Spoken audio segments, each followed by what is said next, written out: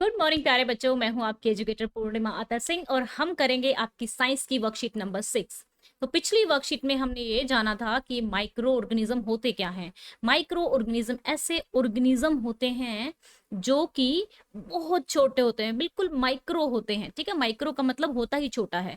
जैसे कि कौन कौन से माइक्रो ऑर्गेनिज्म हमने पढ़े थे? 4 प्रकार के माइक्रो ऑर्गेनिज्म हमने पढ़े थे। एक कौन सा? हमने बैक्टीरिया पढ़ा था, फंगी पढ़ा था, एंड एल्गे पढ़ा था। ठीक है, एंड प्रोटोजोआ पढ़ा था। हमने ये 4 माइक्रो ऑर्गेनिज्म पढ़े थे। अब हम ये देखेंगे कि देखो कुछ माइक्रो ऑर्गेनिज्म क्या होते हैं, सिंगल सेल होते हैं और कुछ मल्टी सेलुलर होते हैं। अब ये सिंगल सेल और मल्टी सेलुलर है क्या, जरा ध्यान से समझो बच्चा। ये मल्टी सेलुलर और ये यहाँ पे लिखा हुआ है सिंगल सेल। सिंगल सेल को कई बार यूनिसेलुलर भी बोलते हैं, यूनिसेलुलर भी बोल देते हैं। ठीक है, तो देखो जैसे हमारे पास है, हमारी आंखों की सेल अलग है, हमारी हाथों की सेल अलग है, हमारे ब्रेन की सेल्स अलग हैं। यानी कि हमें सोचने के लिए एक अलग ऑर्गन दिया हुआ है, हमारा भोजन पचाने के लिए हमें एक अलग ऑर्गन दिया हुआ है, और हमें चलने के लिए, लिखने के लिए अलग ऑर्गन है। ठीक है, देखने के लिए अलग ऑर्गन है। तो हम मल्टी सेलुलर्स हैं। ठीक है, तो देखो होता क्या है, सबसे छोटी जो यूनिट होती है ना हमारे शरीर में, जब हम बनना स्टार्ट होते हैं, ठीक है, जब कोई बच्चा जन्म लेना मतलब जब बनना स्टार्ट होता है बच्चा पेट में, तो क्या होती है, वो सेल होती है। सबसे पहले सिंगल सेल होती है, उसके बाद क्या होता है, उसके बाद ठीक है टिश्यू बनते हैं, फिर टिश्यू मिलके, बहुत सारे टिश्यू मिलके ऑर्गन्स बनाते हैं। तो हमारे पास हम लोग मल्टी सेलुलर हैं, ह्यूमंस हो गए, एनिमल्स हो गए, वो मल्टी सेलुलर्स हैं। लेकिन कुछ ऐसे ऑर्गेनिज्म होते हैं जो सब कुछ अपना सारा काम एक ही सेल से कर लेते हैं, जैसे अमीबा। ठीक है, अमीबा एक ऐसा ऑर्गेनिज्म है जो खाना, पचाना, सांस लेना सभी एक ही सेल से कर लेता है। ठीक है, तो जो ऑर्गेनिज्म अपना एक ही सेल से काम चला लेते हैं उनको या तो यूनिसेलुलर बोलते हैं या सिंगल सेल बोलते हैं। ठीक है, जैसे कि कुछ बैक्टीरिया और कुछ एल्गे ऐसे होते हैं और कुछ प्रोटोजोआ ऐसे होते हैं जो सिंगल सेल होते हैं। ठीक है, एंड मल्टी सेलुलर जैसे कि एल्गे और फंगी जो होते हैं, कुछ एल्गे मल्टी सेलुलर होते हैं, कुछ एल्गे यूनिसेलुलर होते हैं, बैक्टीरिया सिंगल सेल होते हैं।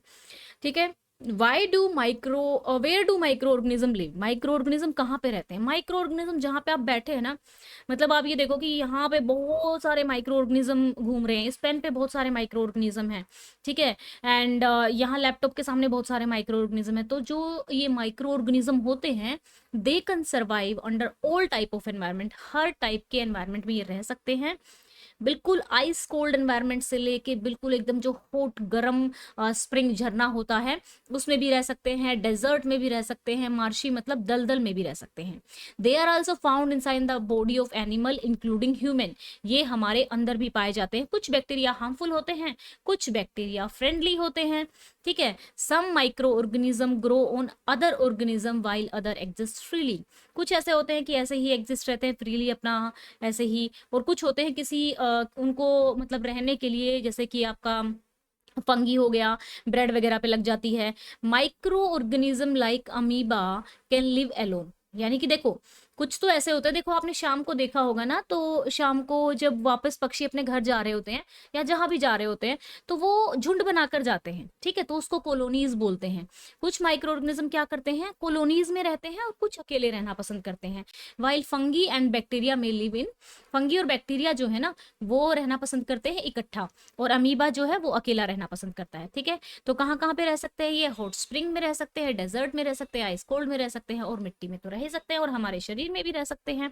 ठीक है, it means microorganism are found everywhere all around us on the earth. हर जगह पाए जाते हैं। अब माइक्रो ऑर्गेनिज्म की इंपॉर्टेंस क्या है? माइक्रो ऑर्गेनिज्म जो है देखो सबसे पहली बात तो, अगर माइक्रो ऑर्गेनिज्म नहीं होते, बैक्टीरिया नहीं होते, तो हमें दही कैसे मिलता? ठीक है, ब्रेड कैसे मिलता, और शराबियों को शराब कैसे मिलती, एंड केक कैसे मिलता? ठीक है, सो अल्कोहल के बहुत सारे काम भी होते हैं। अल्कोहल बहुत सारी हमारी खांसी की दवाइयों में होता है। इट्स नॉट शराबियों की वाली बात। ठीक है, जस्ट मजाक कर रही थी। They are also in the cleaning up of environment. ये एनवायरनमेंट को क्लीन अप करते हैं, क्योंकि जब जो डेड रिमेन्स हो जाते हैं, ऐसे ही पशुओं को तो कोई भी ऐसे मतलब दबाता नहीं है ना, मतलब ऐसे ही गल सड़ जाते हैं, वो कौन गलाता सड़ाता है? इनको ही एक तरीके से जो बैक्टीरिया होते हैं वो इनको डिकम्पोज कर देते हैं। डिकम्पोज करने का मतलब ही गलाना सड़ाना है, right? Bacteria are also used in preparation of medicine. Bacteria जो हैं मेडिसिन में भी यूज किए जाते हैं, एग्रीकल्चर में, जैसे कि मैंने आपको पहले भी बताया कि वैसे तो हमारे एटमॉस्फेयर में 78% नाइट्रोजन है, लेकिन वो किसी काम की नहीं है, आई मीन टू से पौधों के काम की नहीं है, क्योंकि पौधे डायरेक्टली उसको नहीं ले पाते हैं। तो पौधों को, जो दालें होती है ना, दालों वाले पौधे होते हैं, तो जो उनकी नूडल्स होती है ना, उसमें एक बैक्टीरिया रहता है, राइजोबियम नाम का बैक्टीरिया। वो क्या करता है, 78% में इस नाइट्रोजन को ले लेता है और फिक्स कर देता है, और फिर पौधे मिट्टी से उसको ले लेते हैं। ठीक है बच्चों, तो ये कहाँ कहाँ पे यूज होते हैं, बेकरी में यूज होते हैं, मेडिसिन में यूज होते हैं, नाइट्रोजन फिक्सिंग में यूज होते हैं। Give some example of unicellular and multicellular organism. तो ठीक है, चलिए हम यहाँ पे अभी कर लेते हैं इसके क्वेश्चन आंसर्स। बहुत आसान से क्वेश्चन आंसर है, साथ के साथ आपको याद भी हो जाने चाहिए, राइट। तो चलिए अब इसके क्वेश्चन आंसर्स कर लेते हैं हम लोग। Okay, this is first question है, give some example of unicellular and multicellular organism. Unicellular क्या हो जाएगा, यूनिसेलुलर हमारा हो जाएगा bacteria, some algae and protozoa. Multicellular कौन से हो जाएंगे, एल्गे एंड फंगी। ठीक है, fungi. Where does the microorganism are found, microorganism are found under all type of environment ranging from ice cold climate to hot spring and desert to marshy land. ये मैं आपको समझा चुकी हूँ। Right 3 example of daily life where the microorganism used. Medicine को बनाने में काम आते हैं, नाइट्रोजन को फिक्स करते हैं, और नाइट्रोजन को फिक्स करते हैं तो सोइल की फर्टिलिटी को इंक्रीज करते हैं। In preparation of a curd, bread, alcohol and cake.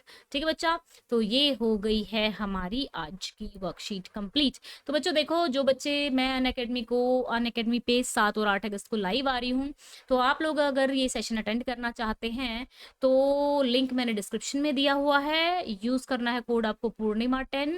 ये बिल्कुल फ्री है, लेकिन इसके लिए आपको अनअकैडमी की ऐप को डाउनलोड करना पड़ेगा, पूर्णिमा 10 कोड को डालना पड़ेगा, और इसमें एक हम क्विज भी करेंगे साथ के साथ। जो बच्चा जीतेगा उसको प्राइज भी दिया जाएगा। ठीक है, तो आई होप सो आपको अच्छे से समझ में आ गया होगा माइक्रो ऑर्गेनिज्म के यूजेस क्या होते हैं, यूनिसेलुलर क्या होता है, मल्टी सेलुलर क्या होता है।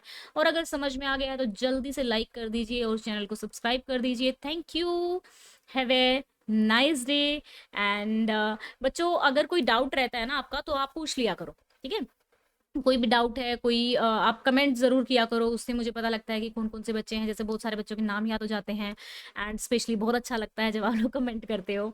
एंड मुझे दिन में टाइम मिलता है तो मैं आपके कमेंट को पढ़ती भी हूँ, सारे कमेंट्स को पढ़ती हूँ। जब वीडियो बनाने के बाद जब मैं लिखती हूँ, तो फिर मैं आप लोगों के कमेंट पढ़ती हूँ, स्क्रॉल करके किस बच्चे ने क्या कमेंट किया है। बहुत सारे बच्चे बोलते हैं कि मैम हमने काम कर लिया है। बहुत सारे बच्चों को और कुछ भी पूछना होता है तो वो कमेंट भी कर सकते हैं। ओके बच्चों, तो हाँ, टेलीग्राम का जो लिंक है, जब मैं लाइव आती हूँ ना, तो कई बच्चों को पता नहीं लगता कि मैं किस टाइम लाइव आती हूँ। तो टेलीग्राम पे मैं जैसे ही लाइव सेशन लगाया ना, मैंने फॉर एग्जांपल मैंने 7:30 बजे का 8 बजे का लाइव सेशन लगाया, तो मैं टेलीग्राम पे उसी टाइम लगाते ही शेयर कर देती हूँ, तो आपको डायरेक्टली पता लग जाता है कि मैम लाइव आने वाली है। ठीक है, तो टेलीग्राम को आप फॉलो कर सकते हैं। ओके बच्चों, thank you, have a nice day, may God bless you, bye bye.